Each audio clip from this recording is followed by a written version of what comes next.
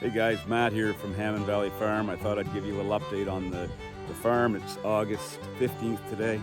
I'll give you a little tour of what's going on around here. We got lots to see. We got horses, pigs, chickens, turkeys, layers, a few other animals kicking around here too. So I'll give you a quick tour.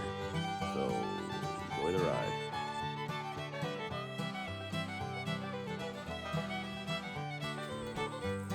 Okay, these are the horses. Avery takes care of these guys. The big one is a quarter horse cross, and her name is Dakota, and this is Little Mean Bean. She's a Shetland pony. Basically, you need to have a companion for horses. They don't like to be alone, so these guys are inseparable. We've got a couple acres fenced off here. This side doesn't have a shelter, but it's got trees up there that they go into. Which is all they need this time of year especially. And then Little Bean trying to get some attention from me. But we've got water coming down from the house, little valve I turn on up there whenever it's hot. Fills up their buckets on both pastures. We have electricity keeping them in, and they learn pretty quick. It's not a big jolt from these fences, but they just don't like it. So, and also today on the farm we've got a visitor, Harley. So that's a friend of Avery's. Horse and Harley and Dakota will be going to a show this afternoon. We're going to load the trailer up, and I'm going to take the girls to a show. So we've got a shelter over there that basically that's going to be their year-round shelter. They'll come in and out of that in the wintertime, and maybe I'm going to put a door on it for when there's storms and whatnot. We can just kind of close it up for them. But that's really all horses need. In fact, some say that's the best way to raise horses, just like they're wild. They're out in the elements and less vet bills, and a healthier horse in general. Anyhow, that is the horses.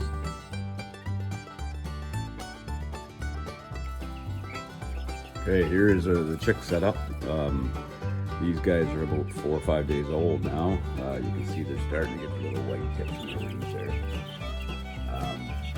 After about 3 weeks old, they'll be 2.5 to 3 weeks, depending on the weather. It'll be old enough to put out in the pasture. Basically, we crank up the heat for them. That's what these heat lamps are.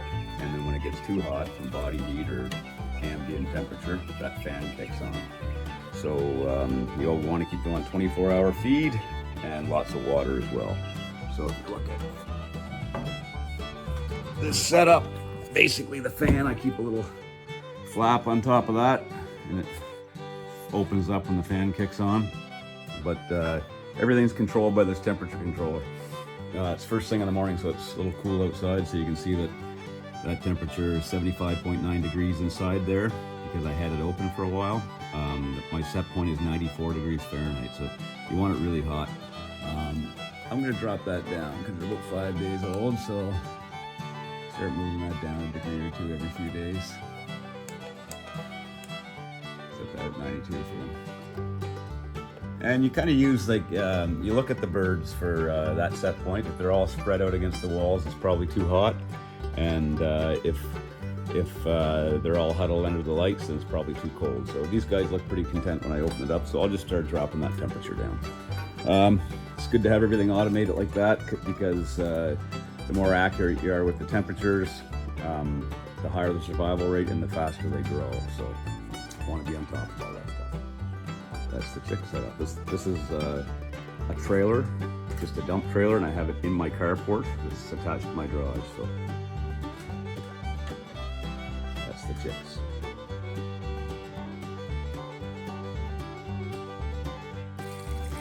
All right, this is the pig area. Basically, we've got 2 pigs. I've moved them into this area probably about a week ago. They're starting to get it, pretty much tore up pretty good. Still some greenery there for them. This is the area they just were in. You can see how I just moved these fences around and turned this thing to point in the proper direction. Over there is where they'll go next. But anyhow, same thing. You can see that guy doing what pigs do best. They got a nose of steel. Anyways, the water here is on a timer, same as the rest of the animals. But there's also a manual function where you can actually fire it manually if it's a hot day and you want to freshen up your water. You can turn it on manually for a preset time, and it'll turn back off when you're done. So it's good for, you know, the pigs like to use the water to cool down on a hot sunny day too, as well as hydrate. So feeder is over here. Try to keep it simple. Fill that thing full of feed and then just have it dump. It's all about farming smarter, not harder. Sometimes people start out in these ventures and they end up giving up because it's just too much. But really for me, I just walk out here every night, make sure everything's good, dump a bit of feed in there. Beth will feed them in the morning, so everything else is pretty much on autopilot around here. So farm smarter, not harder. And there, the water just turned off. I had set it for 5 minutes. That's the pigs. All right, this is the turkey setup. Basically, we got 3 birds this year. They're growing really nicely. We'll process them in the next couple weeks, probably before September 1st type thing. These guys are housed in this outdoor pen with an inside section as well. They got automatic water. All of our animals are on automatically watered through a automatic valve setup. Basically, there's a hose going to each area, and the valve comes on accordingly. Depending on the temperature, I'll give them fresher water more often or whatever. So that works really well. You know, the old farm smarter, not harder thing. We're never lugging water around here. Doesn't make any sense to do so. In here, they got feed and just a little area to go in, but they never come in here. They go in to eat only, and then typically they'll sleep right here in this corner, rain or shine. So that is the turkeys.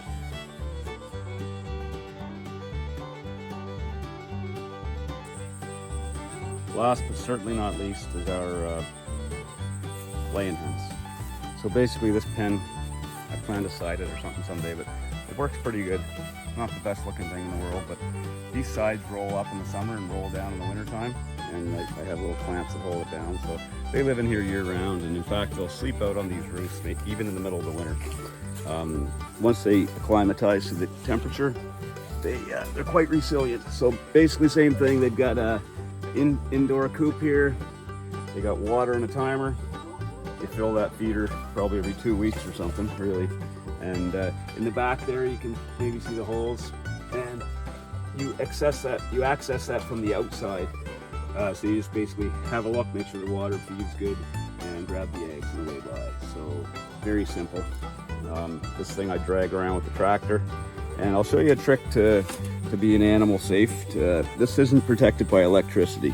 The turkeys are protected by electricity, but with this is a good trick to know, is if you see this 2x10 here that is bolted to, basically the skis it's on.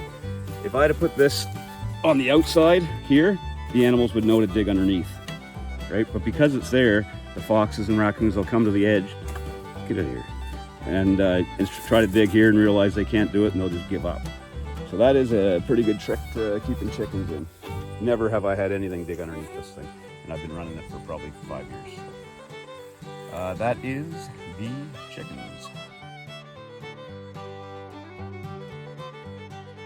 All right, guys, thanks for watching. I hope you enjoyed the tour. We do have other animals around here, like we've got rabbits, we have fish that are pretty dormant right now due to the heat, so I can't really show you much there. We've also got not one, not two, but 3 cats. But most importantly, we've got the most intelligent animal on the farm. Little dog named Atlas. He's my best buddy. He's the only animal that comes on family trips with us. Although he suffers from moderate anxiety from basically having a human's brain and being trapped in his dog's body, he is very smart. He's capable of doing many tricks, and we have a lot of fun with him. He kind of makes our life more humorous than it is. Atlas, look at the camera. He's a beautiful boy. Anyways, thanks for watching. Don't forget to like and subscribe.